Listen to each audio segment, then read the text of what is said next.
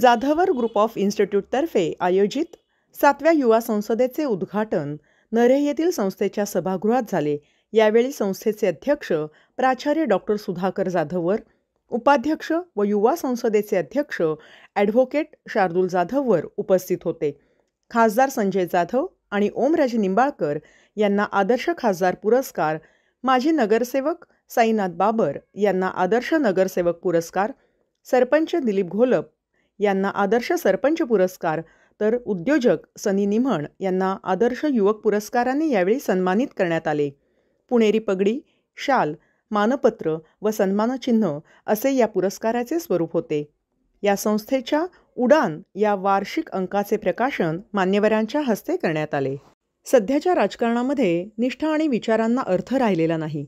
गुंडगिरी आणि भ्रष्टाचार वाढीला लागलेला आहे व यामुळे राजकारणापासून दूर राहणाऱ्या तरुणांना देशात लोकशाही टिकवण्यासाठी राजकारणात यावे असे आवाहन करतानाच सुशिक्षित तरुण राजकारणामध्ये आला तर देशाला निश्चितच समर्थ नेतृत्व मिळू शकेल असा विश्वास स्वाभिमानी शेतकरी संघटनेचे अध्यक्ष माजी खासदार राजू शेट्टी यांनी व्यक्त केला। राजकारण जर वाईट असतं तर महात्मा गांधींनी सुद्धा राजकारण केलं, लक्षात ठेवा।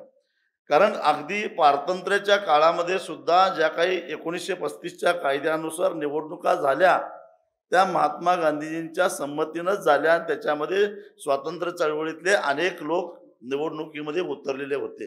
राजकारण महात्मा गांधींना राजकारण वर्ज्य नव्हतं। नेल्सन मंडेला, अब्राहम लिंकन अशासारख्या थोर विभूती ज्यांनी देशाला नेतृत्व दिलं त्यांना राजकारण हे वर्ज्य नव्हतं। पण राजकारणातून समाजाला दिशा द्यायची, समाजाला पुढे घेऊन जायचं हा दृष्टिकोन असणारी ही माणसं होती।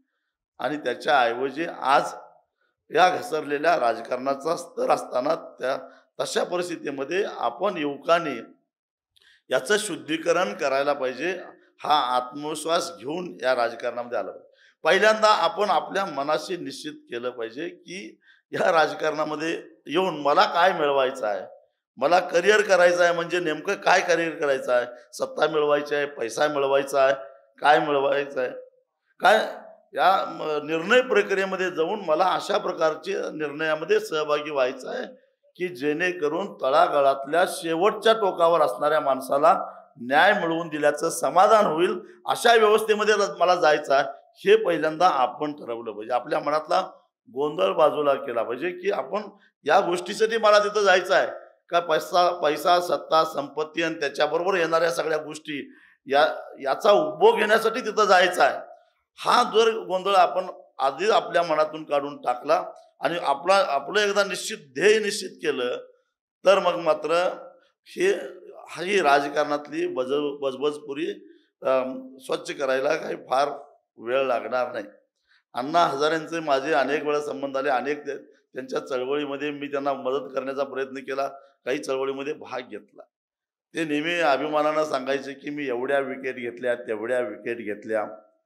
मी एकदा अण्णा हजारेंना विचारलं, अण्णा ठीक आहे तुम्ही 3 विकेट घेतल्या, 4 विकेट घेतल्या, 5 विकेट घेतल्या, पण मॅच जिंकली काय सांगा मला। मॅच जिंकता येत नसेल तर त्या विकेटीला काय अर्थ नाही।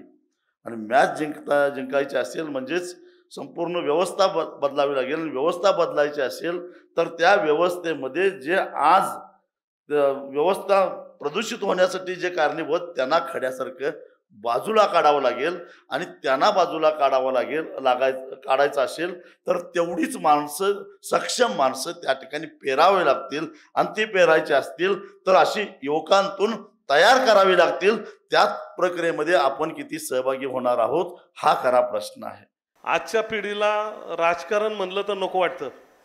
मला वाटतं इथं बघितल्यानंतर जे युवक या ठिकाणी बसलेले आहेत त्यांना म्हणलं उद्या राजकारणात तुम्हाला एखादी निवडणूक लढायची, ग्रामपंचायत लढवायची, महानगरपालिका लढवायची, आमदार खासदारकी लढवायची, तर ते लोक नको म्हणतात, भाऊ आम्हाला काम करायचं नाही। मी बऱ्याच वेळा पुणे शहरभर काम करत असताना बऱ्याचशा कॉलेजशी माझा संबंध येतो, बऱ्याच ठिकाणी आम्ही पुणे शहरात फिरत असतो, त्यावेळेस बरेचसे युवक म्हणतात नाही राजकारण चांगलं नाही म्हणून।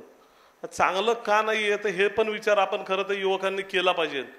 खरं तर तुमच्यासारखी लोक जर या राजकारणात आली नाही, समाजसेवेत आली नाही तर भविष्यातलं राजकारण अजून खूप खराब होणार आहे। सर्व विद्यार्थी बंधू भगिनींनो, हा पुरस्कार घेताना खरंच मला फार आनंद होत आहे। आणि मला ह्या पुरस्कारासाठी जाधवर ग्रुप ऑफ इन्स्टिट्यूटनी निवडलं ह्याबद्दल मी जाधवर ग्रुप असेल, शार्दूल सर असतील यांचं मनपूर्वक आभार व्यक्त करतो. कोणतेही सामाजिक, राजकीय किंवा औद्योगिक काम करत इन्स्टिट्यूटनं माझा आदर्श सरपंच म्हणून पुरस्कार दिला आणि निवड केली, त्याबद्दल मी त्यांचा आभार व्यक्त करतो.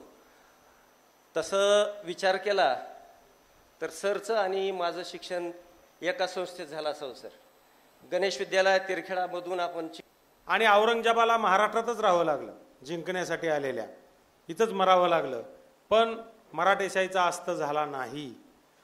हे काय कारण होतं तर शिवाजी महाराजांनी हे रयतेचं राज्य आहे, हे तुमचं राज्य आहे, हे आपलं राज्य आहे, हे त्यांच्या मनावरती बिंबवलेलं होतं. माझं राज्य कधीच सांगितलं नाही.